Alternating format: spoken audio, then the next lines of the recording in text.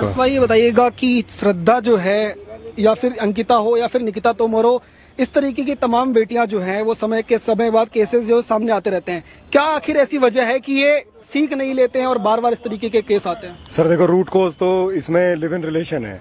देखो, live in relation Bharat की सभ्यता नहीं है। अगर आप भारत की संस्कृति पे फोकस करो, हम श्री राम का देश है, श्री राम के आदर्श को फॉलो करता है। और अगर आप श्री राम को पूजा कर रहे हो ना, तो पूजा करने का मतलब ये है कि आप उन्हें अपने अंदर कीर्तिमान करो। पहले जब तक उनके जैसा आचरण नहीं है, जब तक श्री राम की पूजा करने का कोई फायदा नहीं। पहले तो live in relation supreme court कैसे मान्यता दे सकता है राम के देश में? वही गलत है। सबसे पहले जुडिशियरी को कई चीजें बदलने की जरूरत है, क्योंकि ये देश राम के दिशा निर्देश पे चलेगा, आपके दिशा निर्देश पे नहीं। क्यों? क्योंकि राम का जो आदर्श है ना, वो बहुत वैज्ञानिक है। लेकिन Bharat live in relationship modern होने से रोक रहे हो आप देश। अब ये आज के रावण है। ये जितने भी जिहादी है ना, जिनने इनको मारा है, ये सारे रावण हैं। और ये सारी बच्चियां वो हैं जिन्हें संस्कार नहीं दिए गए स्कूलों के अंदर। देखो, कॉन्वेंट जो एजुकेशन है ना, वो क्रिश्चियनिटी की एजुकेशन है सर। हमारी education Gurukul system of education है, जहां लड़के अलग पढ़ते हैं, लड़के अलग पढ़ते हैं। बहुत वैज्ञानिक है, क्योंकि जब आप पढ़ाई कर रहे होते हो ना, तो आप लड़का लड़की प्यार, देखो अपोजिट सेक्स है ना, अपोजिट जेंडर है, तो अट्रैक्शन तो होगा, नेचर का रूल है। तो ये हमारे पूर्वजों ने गुरुकुल की स्थापना करी ताकि दोनों अलग पढ़े, ताकि वो अट्रैक्शन ना हो और पढ़ाई पे ध्यान लगे। लेकिन ये क्या करा, कॉन्वेंट एजुकेशन सिस्टम लाके रख दिया और उसके अंदर कोई भी धर्म की किताब नहीं पढ़ाई। ये बच्ची वही है जिसको अपने धर्म की शिक्षा नहीं मिली, ना अपने माँ बाप से, ना स्कूल से। इसलिए मैं इस बच्ची की गलती नहीं बताता सर।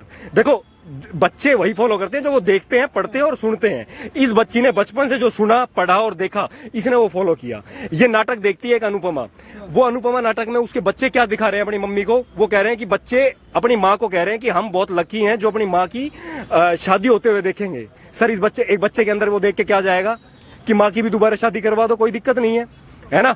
एक फ्रांस का एग्जांपल देता हूं। विदेशों में क्या होता है, फैमिली का कंसेप्ट नहीं है। भारत में फैमिली का कंसेप्ट है। यहाँ पति एक ही शादी कर सकता है। पत्नी के लिए वो पति परमेश्वर होता है, वो धर्म पत्नी होती है। उसका कारण ही यही है कि वो एक ही शादी है, क्योंकि यहाँ फैमिली का कंसेप्ट है। बाहर फैमिली का कंसेप्ट नहीं है। इन्होंने वो फैमिली का कंसेप्ट नहीं है ना, वो यहाँ डंप करके रख दिया। और उनको संरक्षण कौन दे रहा है? हमारे नेता और हमारी जुडिशियरी। 2014 के अंदर कानून बना था, बता देता हूँ, जनता को बताने की बात है। 2014 के अंदर एक कानून बना, जो कानून ये कहता है कि बिना फेरे के हिंदू धर्म में लड़कियां शादी कर सकती है। क्यों? तेरे बाप का धर्म है, तेरे बाप का धर्म है, कैसे शादी कर सकती है? आप यूं बताओ, अगर आपको ये मान्यता लगानी है तो सारे धर्मों पे लगाओ, सिर्फ हिंदू धर्म पे क्यों? वो तो मुस्लिम पर्सनल लॉ बोर्ड है ना। नहीं, हिंदू धर्म का जो घर है, जो मेरा बाप है, वो होटल चला रहा है क्या घर पे कि 25 साल तक वो मेरी सारी जरूरतें पूरी कर रहा है, और उसके बाद जब शादी का निर्णय आएगा तो जज देगा या सरकार देगी? क्यों भाई?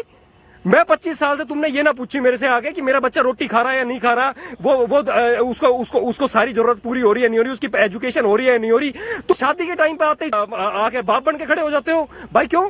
यो चेंज करने की जरूरत है। 1860 का कानून है। 1860 में सोसाइटी रजिस्ट्रेशन एक्ट हुआ था। सोसाइटी रजिस्ट्रेशन एक्ट में क्या हुआ था, हमारे गुरुकुल जितने भी थे वो ट्रस्ट बना दिए गए थे अंग्रेजों की सरकार के द्वारा, ताकि हम गुरुकुल के अंदर शिक्षा ना दे सके अपने धर्म की। क्योंकि अगर धर्म की शिक्षा दी होती ना, तो ये दुर्गा बनती, ये मार देती इसको जान से।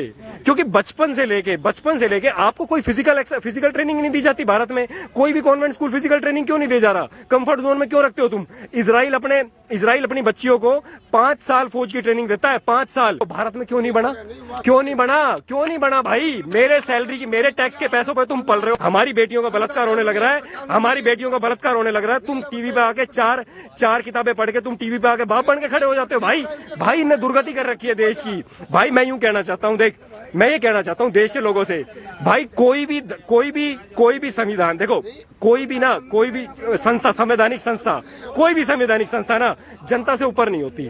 भाई जनता की बेटी, एक कश्मीर में एक पंडित था, उसकी सब कुछ लूटने वाले थे, जायदाद, उसकी सारी जायदाद लूटने वाली थी। उससे एक बात पूछा था, नहीं बोला कि अगर आपका सब कुछ लूट गया ना, तो आप क्या बचाओगे अंत में? आपके पास आप किस चीज की रक्षा करोगे? तो पता उसने क्या बोला था भाई? बोला, मैं अपनी बेटी की इज्जत बचाऊंगा।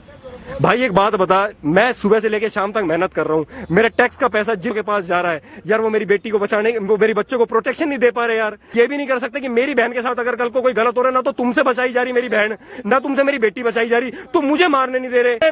मैं शेर का बच्चा हूं भाई, मैं नहीं डरता किसी से। मैं भाई ना, मेरे तो इंडिया गेट पे फांसी लगा दो भाई, मैं मरण से नहीं डरता भाई। हिंदू धर्म का अध्ययन करता हूं। शरीर उपयोगी नहीं है, आत्मा अजर अमर है, दोबारा जन्म होगा, दोबारा मातृभूमि के लिए लड़ेंगे। हम तो इस मिट्टी के पुत्र हैं भाई।